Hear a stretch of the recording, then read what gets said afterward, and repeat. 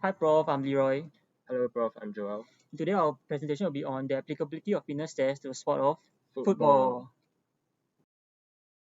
Here are some fun facts about football, which many also call the beautiful game. Firstly, football was officially invented on 26 October 1863. I say officially because the origins of football dates back to the 1300s, but the official rules were laid down on 26 October 1863 in England. Secondly, with 3.5 billion fans worldwide and active players in over 200 countries, football is the most popular sport in the world. Next, as of October 2022, Cristiano Ronaldo has the record for most official goals scored in history, with 816 goals in 1,134 games. Moving on, the biggest stadium in the world is the Rungandro 1st of May Stadium in North Korea, which has a capacity of 114,000 people. Lastly, the first FIFA World Cup was held in Uruguay in 1930 and was won by the host country, who defeated Argentina 4-2 in the final in front of 68,000 fans.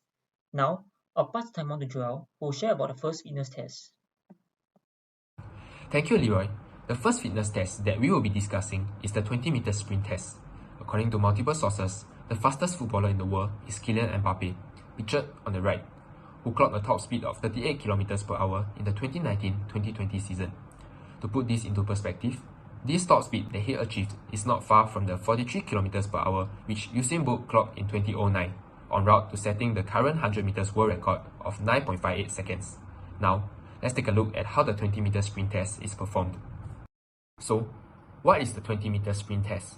Simply put, it is an all-out sprint test that aims to measure one's linear acceleration and is frequently used to assess team sport athletes, particularly those who play football or rugby. However, it is not typically used to assess track athletes, as sprinters have been shown to accelerate continuously through to at least 50 meters in a 100 meters race.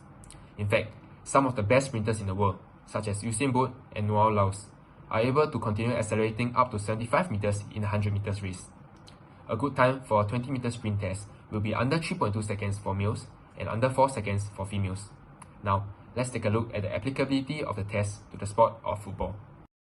As you can see from the video, sprint distances during a football match are usually relatively short. Andrzejewski and colleagues in 2013 found that average sprint distance in football is about 15 to 21 meters. Because of this, the National Strength and Conditioning Association has stated that for footballers, acceleration is more important than top speed. This was also reflected in a 2018 study by Yudis and colleagues, who found that start speed and acceleration are critical factors that affect a footballer's performance. Now, let's take a look at the existing literature on the sport of football pertaining to the 20-meter sprint test. This 2016 study by Nicolodis and colleagues examined the relationship of the 20-meter sprint test with anthropometrical and physiological parameters in male footballers. A total of 181 footballers from Athens, Greece, completed the 20-meter sprint, vertical jump, and the wingate test. Results showed that sprint times had a greater correlation with lower body muscle strength and power than anthropometric measurements such as height, body mass, and body fat. The second test that we will be discussing is the agility t-test. Being agile is imperative in football as it allows an athlete to be proficient in one of the most important fundamentals of the sport, dribbling.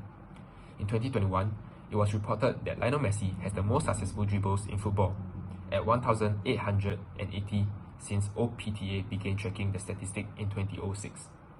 This is a whopping 660 more than second place Eden Hazard and shows how great of a dribbler Lionel Messi is. Now, let's take a look at how the agility t-test is performed. Okay, so here's how the agility test is conducted. The athlete is first going to sprint forward and touch the base of the first cone. She's going to then shuffle to the left and touch the base of the left cone. She's then going to shuffle all the way to the right and touch the cone all the way at the right. She's going to then shuffle back to the center cone and touch the base of the center cone again before backpedaling all the way to the starting point. So that's how the agility t-test is done. So, what is the agility t-test? It is a test used to assess one's ability to change direction, accelerate, decelerate, and move laterally.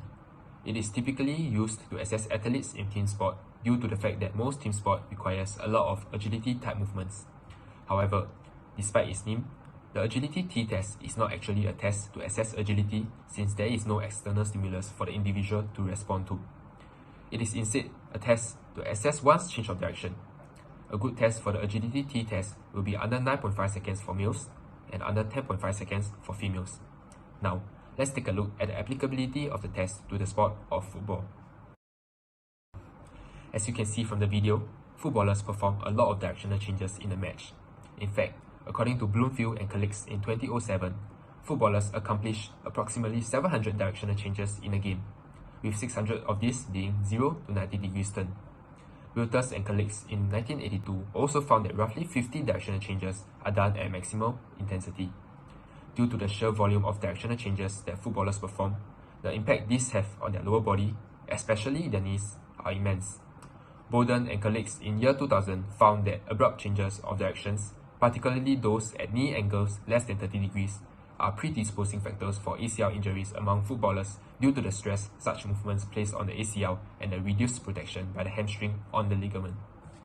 Now, let's take a look at the existing literature on the sport of football pertaining to the agility t-test.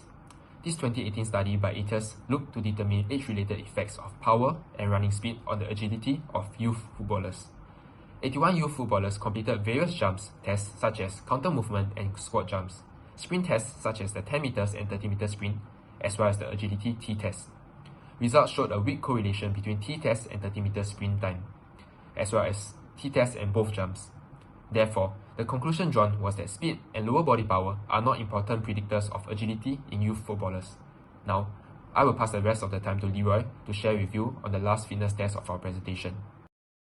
Thank you, Joel. Now, I'll be sharing on the final fitness test, which is none other than the multi-stage shuttle test, or BIT test for short. Here's a fun fact to illustrate the importance of fitness in professional footballers. Premier League footballers run an average of 10.14 kilometers per game, with midfielders capable of covering up to 12 kilometers. Given that most of the distance run in the match are at high speeds, it is no wonder that professional footballers are some of the fittest athletes in the world. Now, let's take a look at how the multi-stage shuttle test is done.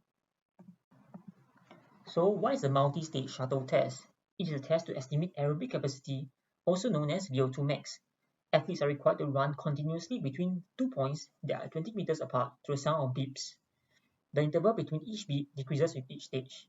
The running speed required to hit the beep starts at 8.5 km per hour for the first stage and increases by 0.5 km per hour with each stage.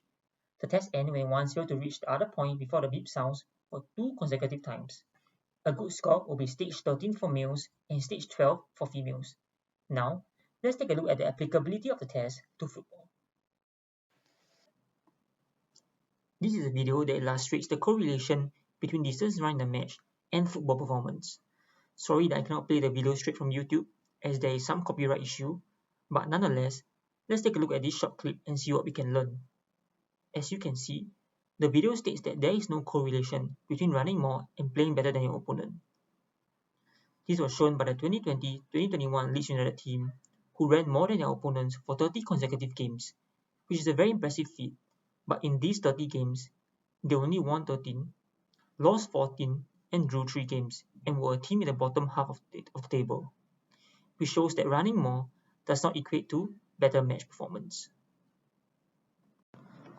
From this video, it can be concluded that running more in the game does not equate to better game performance, as shown by the example on Leeds United. So, you may ask, what is the benefit of having better fitness and being able to cover more distance in football? Firstly, a 2021 study by Clement and colleagues found that distance covered is positively associated with scoring the first goal in a match. Secondly, Williams and colleagues in 2020 discovered that aerobic fitness is positively associated with cognitive functions such as reaction time, which is a key attribute for footballers to have, given how fast-paced the game is, especially at a professional level.